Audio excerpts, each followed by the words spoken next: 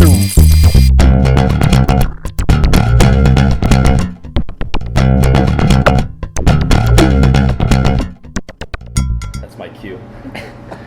I'm Lee from the Oshkosh Beer Blog. I'm Adam from McKnight and Carlson Wines. And this is Mike Engel. The Mike Engel. The Mike Engel. Who's actually, your name ought to be familiar to anybody who's seen this before, because Mike does all the music for our little show here.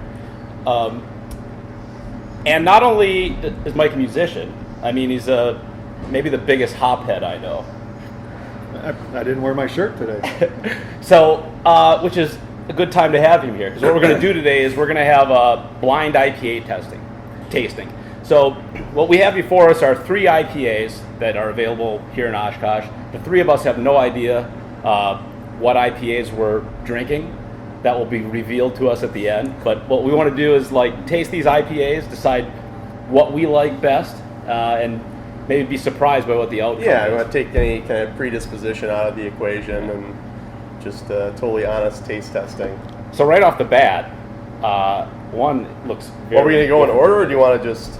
Well, okay, so we've labeled these triangle, circle, square. And yeah, we can go in that order. Okay. All right. So we'll start with triangle. I always talk about these as we drink them. I mean, yeah, let's... triangle? Yeah, start with triangle. Oh, they're in different orders here. Sure. Okay. Okay, so full disclosure, I have a cold, so you guys already have an advantage in this game. Oh, here we go. Well, first we want to look at the color, correct? Yeah. I mean, Sure. That's cloudy. Yeah, it's actually not typically an IPA color. Well, so it all depends where your IPA is coming from. Yeah. A lot of grapefruit out of that one. Yeah. Citrus abound. Yeah. We are doing the triangle, a correct? crackery. Yes, we are on triangle. Okay. Yeah, the clarity here is quite different between all 3, with triangle being the haziest. Yeah. Square being very clear. What are you getting there? Something, grapefruity. Yeah. Citrus. Kind of a sharp, short bitterness at the end, not real lingering. Mm-hmm. This seems very much like where IPAs are kind of trending towards. A lot of hop flavor, pretty mild on the bitterness. The malt flavor is very subdued. It's showcasing the hops quite a bit. Not a bad IPA, so, I would say. I'm going to venture a guess right away. You're gonna identify the beer. Well, I think I've had this style before. It tastes like Toppling Goliath house style. Yeah. I'd say this is Golden Nugget IPA if I had to guess. I think which I do. And that haze in there, that's kind of signature for Toppling Goliath as well. Didn't mean to steal your thunder if that's where you're going, but no, that's okay. But tough shit. No, actually, I have no idea if I'm right. So I was going to think it was that new Pabst IPA. But, maybe you're right there. Well, we have that already. Yeah, we did. I have no idea actually what this would be. It might, It's a very nice beer. Upon a couple more sips, there's a little bit more building bitterness to it. So it's making me have second thoughts about what I was guessing, but we'll see.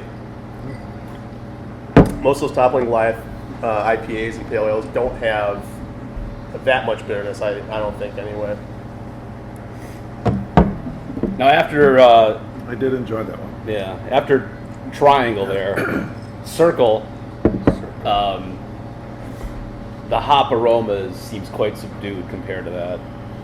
Yeah. Almost nothing. I get a little bit of red fruit, actually. I do too. Like a little raspberry, maybe? Yeah. Oh, wow. Yeah, that's very different from the first one. So, I mean, the malt flavor here is pretty big. The bitterness is fairly intense, but the hop flavor is kind of muted on it. Correct.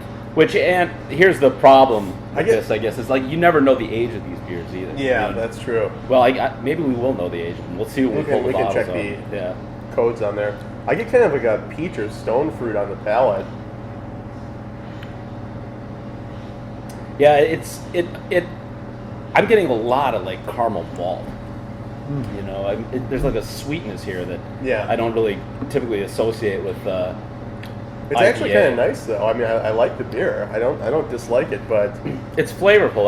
It is. When you have something like this before it, where the hop flavor is so pronounced, it seems like a totally different style of beer. You know, it doesn't. Yeah.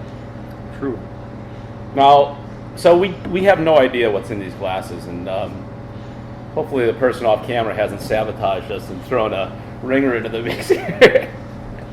I'm kidding.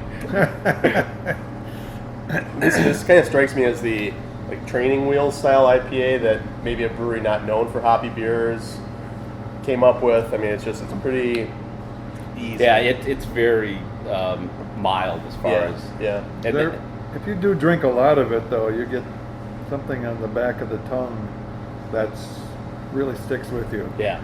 So.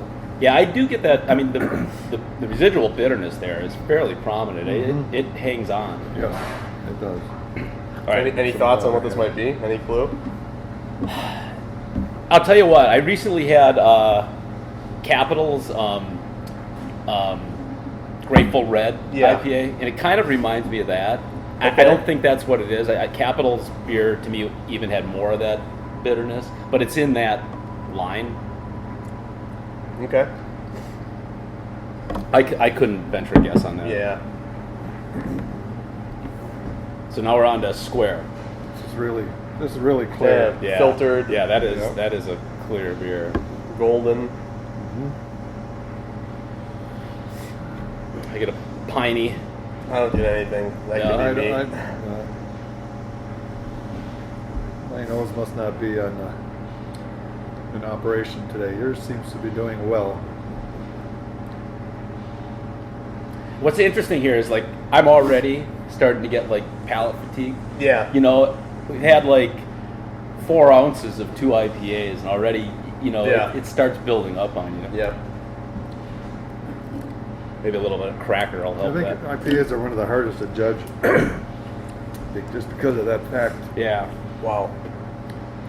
That hop. I don't know if you guys have tried this yet, but I don't think you could have found 3 more diverse beers in the same style category. Mm-hmm. These are all so different. Yeah, I get more of with the Triangle, I get more of that fruity, kind of juiciness. Yes. This is more like pine. Get a little bit of grapefruit, but it's definitely. I think of Lagunitas in a way, but it doesn't seem quite as big as a Lagunitas beer. No, it doesn't. I mean, it's pretty light and delicate looking anyway. There's not much alcohol in the palate. Yeah. I mean, this almost strikes me as kind of session IPA territory. I'd be curious to see what the alcohol is on this. Okay, I'm going to go out on a limb here. Okay. I'm going to say this is Lagunitas IPA. Fair enough. And I'm sure I'll embarrass myself, but that's all right. Well, I was going to say, I don't particularly care for this beer. I hope that doesn't end up burning me in the end. But do you particularly care for Lagunitas IPA? I like Lagunitas Sucks, double IPA. Yeah. But Lagunitas IPA, I think, is the #1 selling IPA in the country, so. Is it really? Yeah. Wow. Yeah. Okay. So, a lot of people like it. I kind of like this. I mean, it does. I don't know. When we started with this one, that big juicy. Yeah. It's hard to follow that. You know, because you think about all that hop flavor and stuff, and you kind of expect that now on IPAs. Yeah. Do you get a lot of malt out of this, or is it pretty much all hops? Up front. Yeah. Out of this. Yeah. Yeah. I'm getting pretty much all hops. Yeah. And a lot of pretty decent amount of bitterness there too. Yeah. Oh, yes. I agree. Oh yes. I could talk myself into this being Lagunitas IPA. I could really make a firm stand and be completely wrong. Okay. Me too. This is a really stupid thing to be doing. I kind of agree. I mean, with the Lagunitas, You get that too? Yes, I do. Lagunitas is a great beer. I mean, See, I've had other iterations of their hoppy beer, but I haven't had the IPA that many times because it makes so many other good beers. But it does have a drying quality to it. It does. That's a good point. Of the 3 beers, I think that is the driest beer. It is. My mouth is like. Which okay, really I starts need making me some more. think more and more West Coast. I'm talking myself into this. Yeah. Yeah. Right.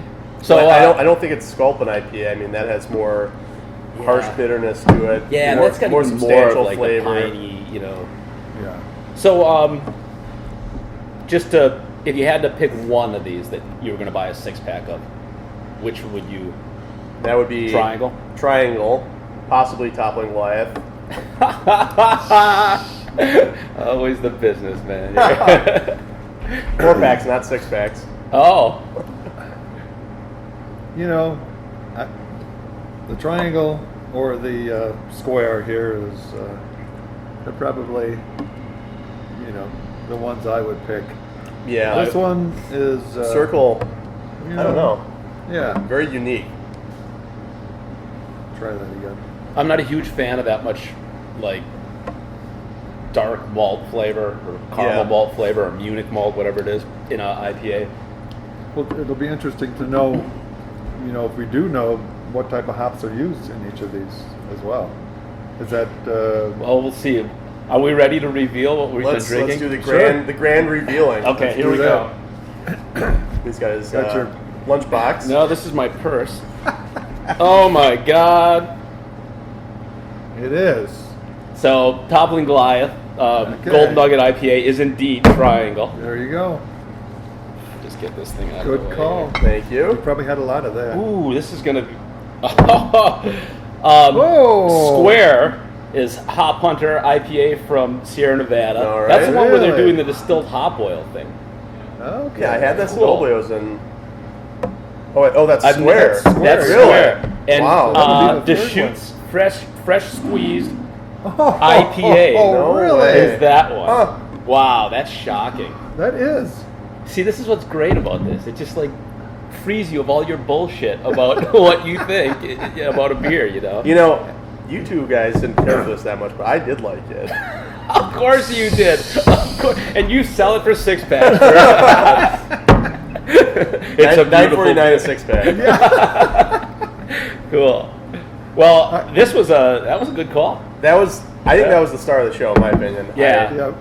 That shows and with a hop that nobody outside of the real homebrew crowd, nobody knows what Nugget is. I mean, Yeah. that just shows you that from boil to finish, I mean, one hop, and it's stunningly good. And what's kind of cool about it is how that brewery has such a signature flavor. Yeah. Now, I've only had this beer, I think, once before. Yeah, you and I But it's like, had one. yeah, Yeah. when you drink it, you kind of like know that's Toppling Goliath.